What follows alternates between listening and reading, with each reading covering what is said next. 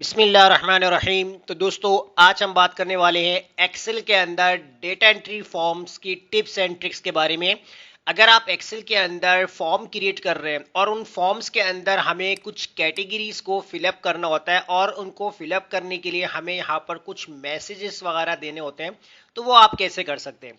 अब देखें, आपने अक्सर देखा होगा कि ऑनलाइन जो आपके पास जो फॉर्म्स होते हैं तो वहाँ पर आपके पास नंबर्स रिक्वायर्ड होते हैं, मैक्सिमम नंबर्स रिक्वायर्ड होते हैं, अदरवाइज आपका जो है वो फॉर्म फिलअप नहीं होता। तो उस तरीके का जो आपको यहाँ पर फॉर्म क्रिएट करना है वो कैसे कर सकते हैं।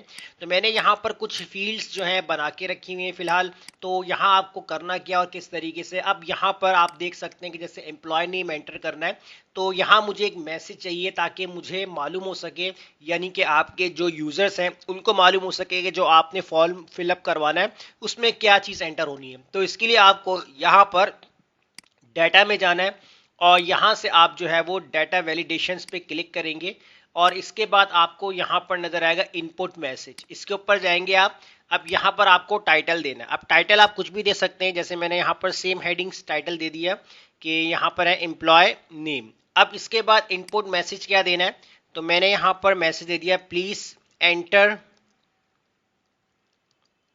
Enter your name. उसके बाद मैं कर दूंगा यहाँ पर ओके।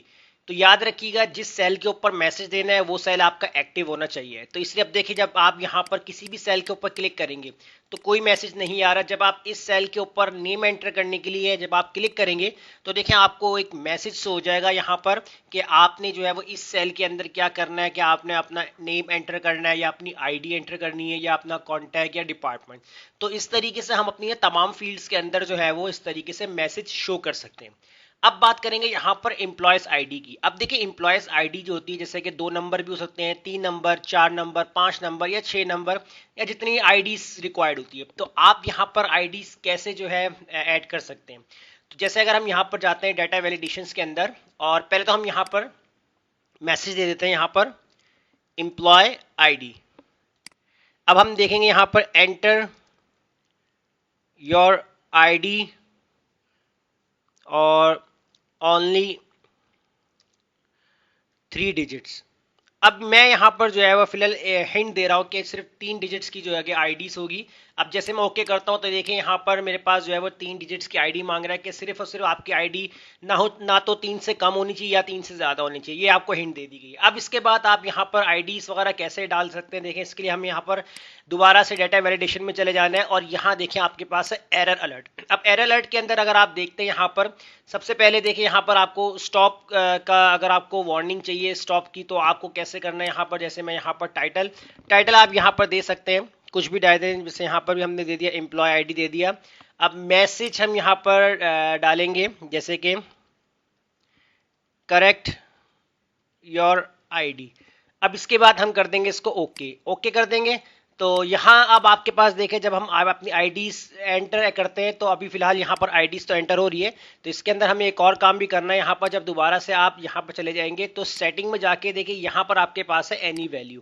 तो यहाँ आपको करना ये है कि आपने यहाँ पर टेक्स्ट लेंथ पे चले जाना है और उसके बाद डाटा में जाकर यहाँ पर आपने चेंज करना है इक्वल टू के बाद अब आपने देखें 3 डिजिट्स की आईडी रखी थी तो आपने यहाँ पर 3 प्रेस करना है। अब उसके बाद आप यहाँ पर कर देंगे ओके। अब देखें, अब यहाँ पर अगर हम 25 यानी कि 2 डिजिट्स की आईडी अगर हम एंटर करते हैं, तो जब एंटर करेंगे तो देखें यहाँ पर आपके पास क्या आ रहा है, करेक्ट योर आईडी। जो हमने मैसेज दिया था उसका एक स्टॉप एररिंग हमारे पास आ गया। अब रीट्राई करते हैं तो देखिए मेरे पास दोबारा से सेल एक्टिव के ऊपर चला गया।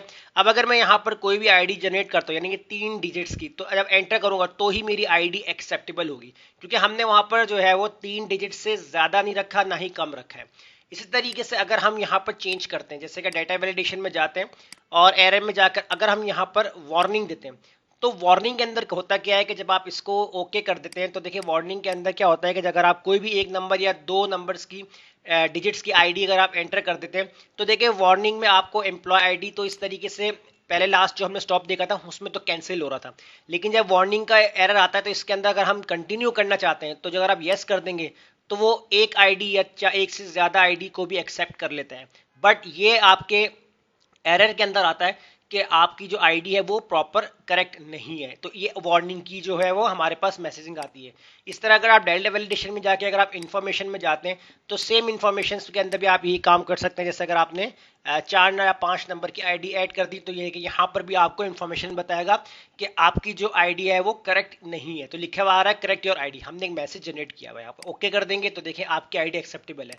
बट अगर आप स्टॉप वाले एरर को सेलेक्ट करते हैं, स्टॉप वाले, तो इसके अंदर जो है जब तक आप अपनी करेक्ट आईडी नहीं डालते हैं तब तक आपका डाटा इसमें एंटर नहीं होगा। अब आप देख सकते हैं कि जैसे मैं यहाँ से डिलीट कर देता हूँ, अब अगर मैं यहाँ पर आईडीज ऐड कर देता हूँ, अब एंटर करूंगा तो देखें रीट्राई का ऑप्शन आ रहा है। जब तक मेरे पास करेक्ट आईडी नहीं होगी तब तक मैं यहाँ पर जो है वो प्रॉपर आईडी यहाँ पर ऐड नहीं कर सकता। तो इस तरीके से आप जो है एक फॉर्म क्रिएट कर सकते हैं और उन फॉर्म क्रिएट के अंदर जो है ये तमाम चीज़ें ऐड कर सकते हैं ताकि आपका जो एक प्रॉपर फॉर्म जो होता है जिस तरीके से बनाया जाता है उस तरीके से वर्क करे। तो उम्मीद करता हूँ आज का टॉपिक आपको जरूर समझ में आ गया होगा। वीडियो अच्छी लगी लाइक कीजिए, फ्रेंड्स में शेयर कीजिए और हमारे चैनल को सब्सक्राइब करना मत भूलिएगा। मिलते हैं नेक्स्ट वीडियो में, शुक्रिया।